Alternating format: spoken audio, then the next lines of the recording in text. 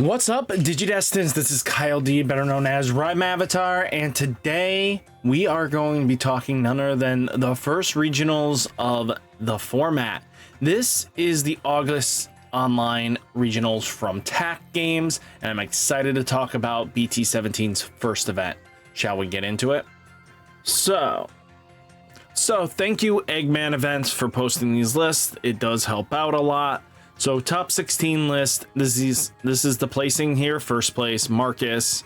Alex is second, Jeremy, Andrew, Benjamin, Josepher, Ethan, Ari, Vincent, Paul, Delkin, Chai, Matthew, Christy, Alex, Justin. Sorry if I botched names. I am really bad at pronunciations. That is just comes with the forte. So that is what we take a look. You guys did a great job, great run. I know that the new Bandai events are play the event out all rounds without getting, you know, the events cut early. So top 16 for Ancient Guru, 2 Dexteruga, 2 Fenry, 2 Imperial, Nume 2, Magna X2, 1 Shine Greymon, and 1 4 Sovereigns. That is crazy. 6 rounds of Swiss. Only 68 players. So in a grand scheme of things, this was a very smaller tournament. This would be equal to maybe a larger case event, anything like that. We're going to be straight honest with you. 6 rounds with 68 players isn't that impressive, but it is still an event, no less, to take the data from.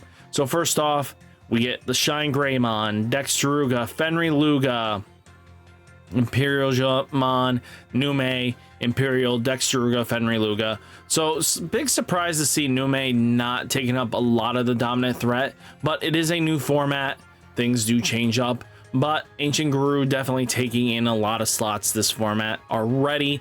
That's not terrible to say, but it is a starting point no less. So let's get into what we kind of take a look here. First off, the first place Shine Greymon list. Really interesting. It's definitely playing a more defensive strat and a lot of the new cards. First off, they do have access to the Agumon here. So let's see if we can pop this up. There we go. This Agumon's pretty decent. When attacking, suspend one of your yellow tamers, draw a card. All turns, all your opponent's Digimon, security Digimon gets minus 3000 DP, which is really nice for this one to combo nicely with the old Marcus that we had. So this Marcus here, if you guys remember, this one basically lets you Digivolve for free. So what you do is combo it in with your Geo Greymons to continue going. And, you know, by spending one of your yellow tamers, this Digimon gets plus 3000 DP for the turn.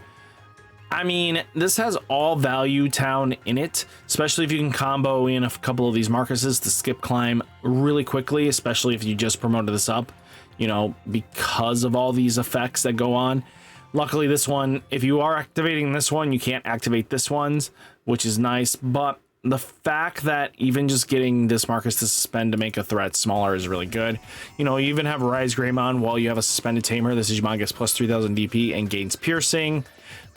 By suspending one of your yellow tamers, one of your opponent's Digimon gets minus 3000 DP. That's not a bad trade-off, but I think what really threw people off was like this Shine Greymon here, that it's more of a defensive strat. I would call this more mid-range ideology, because when Digivolving, you may play one Marcus from your hand without paying its cost. All turns, once per turn, when the Digimon would leave the battle area by an opponent's effect by returning one of your yellow tamers to the hand, prevent it from leaving.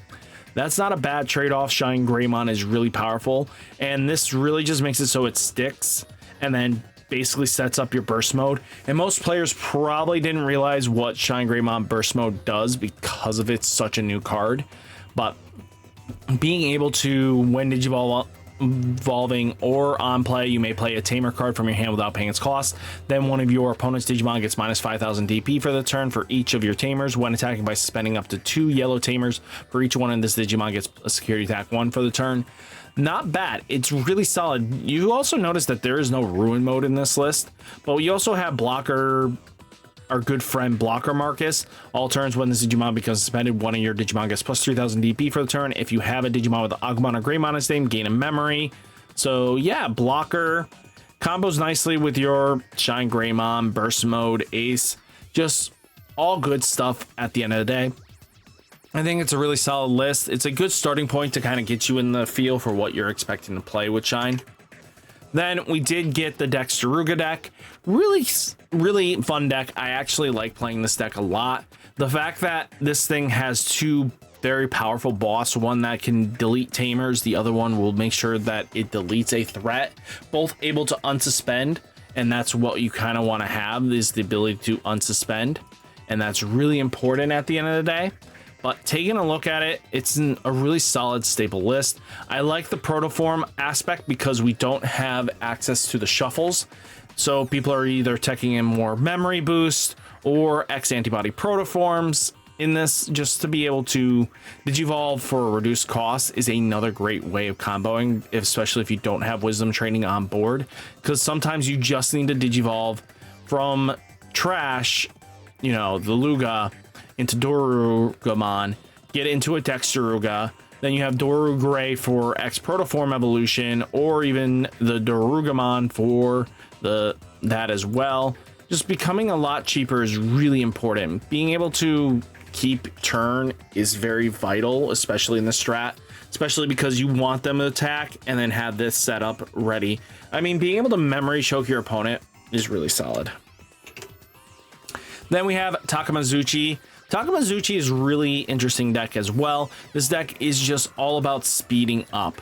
So the theory behind it is the same, almost similar base on the bottom end up to the champions of the deck of, you know, Dexteruga, Luga, but this one focuses strictly on the Kazuchi Fenry Luga combo.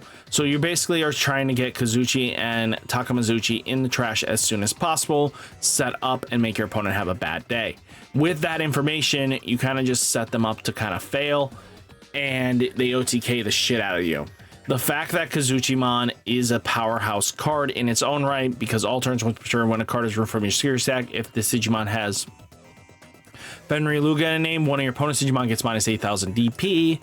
That's really solid. Then you have like Takamazuchi, who's DNA digivolving to kind of reset the board. Even if you had to hard play stuff to DNA, you can bring it back to 3 by the Fenry Luga's effect. And then, you know, it's really important when the Digimon has Fenry in its name, the turn end condition is your opponent having 3 or more memory. I mean, just great stuff all around, and that's kind of what you need. Fenry Luga Takamazuchi is just scary as shit. Then you do have Imperial Dramon kind of just doing Imperial Drill things, hitting potential, Hammer Spark. They gain access to Imperial Dramon Paladin mode Ace, which is great to remove, you know, threats off the board and get rid of the trash very comfortably. You have like Return of the Progenitor, really good as well. So the deck does what it wants to do. It hasn't really changed much. I like that people are bringing back starter deck Imperial Dramon, because that is a great tech going into the format. Just being able to spit out them joggers back in, reset up, get multiple attacks in one turn, because sometimes if you can keep turn very comfortably, you can spit out the bodies, joggers again, and just really just go ham. Then we do have Numemon. Numemon didn't really get anything new. It's still just doing Numemon shenanigans. I like that they're starting to attack Warumumze, especially being able to de-digivolve, and then the Kokuamon being able to prevent the warp digi-evolutions of the ancients is really vital in strategy making. Then another Imperial Dramon list. Same thing. They're starting to tech in the old starter deck Dragon mode, and I don't think that's a bad call. I like the Return of the Progenitor and only 1 Imperial Dramon Ace. I think that's kind of where we want to be at, is just 1 Ace, because it's not an all the win condition card. It is a great tech card, but all in all, great stuff here. Then we have another Dexteruga. Playing this card here is not a bad option. The Dreamcast World 9 Wolves. This helps you kind of set things back up and get you like a tamer you might need, or Digimon, especially because it says play a card with SOC. So as long as you get that, reveal the top 3, add a card. You know, you may play 1 card with SOC traits from the trash for play cost reduced by 2. So you can get Elijah, Nagasumi here, just for reduced cost. So same thing with Darugamon here, just get that on play going. I mean, it's really solid. I kind of wish then if you have a tamer with SOC in this Digimon, I really wish this effect existed for its on play just naturally, not needing a tamer, but you know how the drill goes. But all in all, great stuff going on here. Then we got another Takamazuchi, kind of very similar list. Nothing really changed here. I think it's Lugamon's up and only Wisdom's down by 1. Nothing too crazy out of the ordinary here though. Yeah. Then we have Ancient Guru. If you guys don't know, this thing is a very powerful boss Digimon, and as people are screaming, oh, ban the promo Lobomon. Nobody's playing the promo, but this is very stock. I like the mat tech. It's really cool. Just, you know, when one of your other Digimon is deleted, you may spend this tamer to gain a memory. So basically what you're trying to do is reset up your turn after you do the Ancient Guru tactics. You're just revitalizing your strategy, and once it pops, you're trying to get it back to your turn, because then you can do the whole shenanigans all over again and really make your opponent have a bad time. Then Deva's taking a W here is really impressive to me.